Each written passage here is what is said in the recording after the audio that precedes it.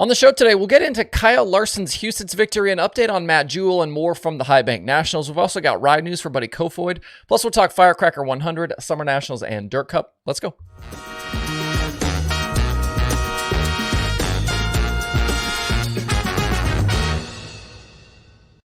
It's Thursday, June 22nd. I'm Justin Fiedler. This is Dirt Tracker Daily. We haven't seen Kyle Larson a whole lot this season in World of Outlaws competition. Before last night's race at Huset's, he'd made just 2 appearances in 2023, May 5th at Eldora and May 26th at Atomic. But after the opening night of the High Bank Nationals, he's $20,000 richer and the high point man. Young Money started 5th, slowly worked his way forward, and got after Rico Abreu for the lead inside 10 to go.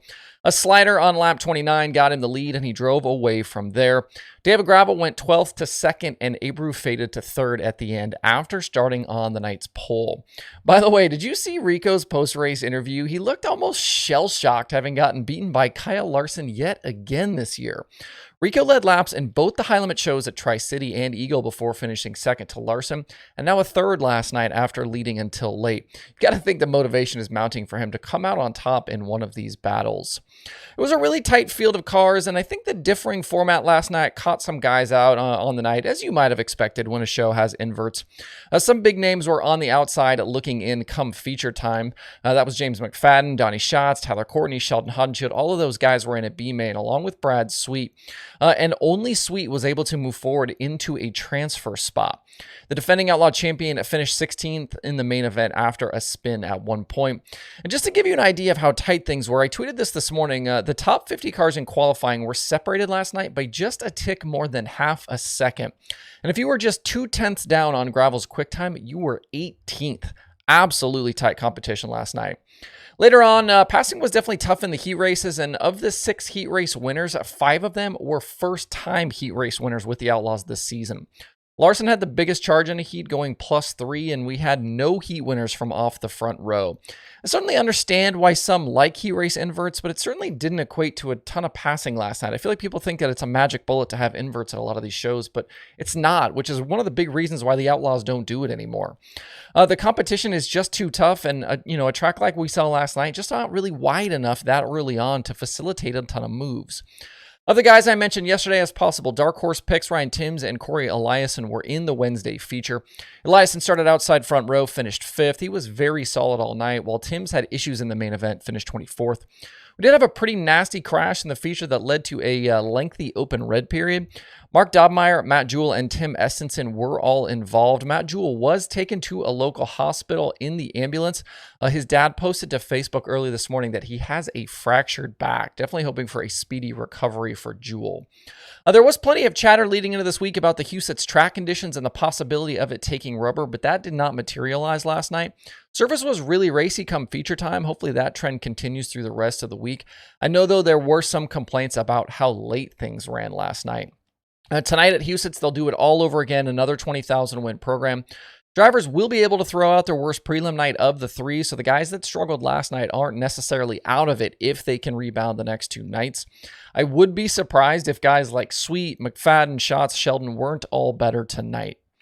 One news item to come out of yesterday involved the future for Buddy Kofoid. In recent weeks after departing the Crouch 11, we've seen Kofoid drive the Indy Race Parts 71. He was in the Vermeer Motorsports 55 during Ohio Sprint Speed Week as well. But last night at Huset's, Kofoid was piloting a second Roth Motorsports entry, similar to what we saw him do with NARC at the Peter Murphy Classic back in May. And the rumor is this deal might continue going forward. Kofoid is tied in with Toyota, and Roth has been the main Toyota sprint car engine team, so this makes a lot of sense. Officially, the team was non-committal on the future, with Kofoid saying the focus was on this weekend and that they would announce more details and plans in the coming days. If this becomes Buddy's full-time deal, that means Vermeer now needs a driver for the 55, and from the kind of Twitter back and forth we saw yesterday between Bernie Stubjan and Buddy, it appears that deal is up as well, so Bernie needs a driver too. I'm sure drivers are already burning up their phones to those 2 teams, both high-quality rides. Elsewhere last night, the XR show at the Belleville Highbanks was rained out. The event will not be made up. Next Workin Man series event is August 8th at Red Cedar, while the next XR Super Series show is July 10th at Dubuque. At Davenport on Wednesday, Ashton Winger had to fight through both Chad and Chris Simpson to score his first Summer Nationals win of 2023. It's a very strong bounce back from Moberly the night before, where Winger exited the feature early with oil pressure issues. Winger started 6th, got around Chad Simpson for the lead at halfway. Chris Simpson then challenged Winger out front, with those two battling through the closing stages, and Winger eventually coming out on top. As for Drake Trauman, I don't know what he did to the racing gods, but it's now 2 races in a row where he absolutely exploded a right rear tire. It ended a chance at a win on Tuesday, and last night he battled back afterwards to finish 8th. The Week 2 points championship right now is being led by Jason Fager. The series was supposed to be at Spoon River tonight, but that one has been canceled because of some sort of equipment issue at the track. So next up is Brownstown on Friday. Over to Lucas, fresh off one $50,000 to win weekend. The late model series is headed for Lernerville Speedway for the Firecracker 100 and another $50,000 to win program. This year's Firecracker will feature a format change for the prelim nights. They used to do $6,000 to win shows Thursday and Friday, but now we'll get twin split field $5,000 to win races each night. So instead of 2 prelim races, we're kind of getting 4. Points from all of those will set up heat races for Saturday. Tim McCready is the defending Firecracker winner, and he could use a victory right now. He's still winless in Lucas competition this year. Other recent past event winners include Brandon Overton and Cade Dillard, although those wins came when this event was under World of Outlaws sanction. Ricky Thornton Jr. is the Lucas points leader over Hudson O'Neill and Brandon Overton right now, with RTJ extending his advantage last weekend. 20RT Machine hasn't finished worse than 5th in 9 straight Lucas races. He's now led laps in 4 consecutive shows as well. Outside of the usual suspects, you talk about RTJ, Hudson O'Neill, Overton, Davenport, McCready. I'm going to throw Max Blair out there as a name to watch this weekend.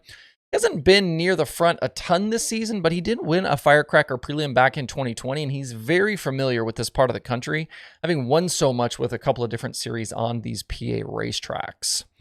And if you want even more big money racing, the Super Dirt Cup at Skagit begins tonight with the first of 2 prelim nights. 410 Sprint Car competitors will run full programs Thursday and Friday. Those are $4,100 to win.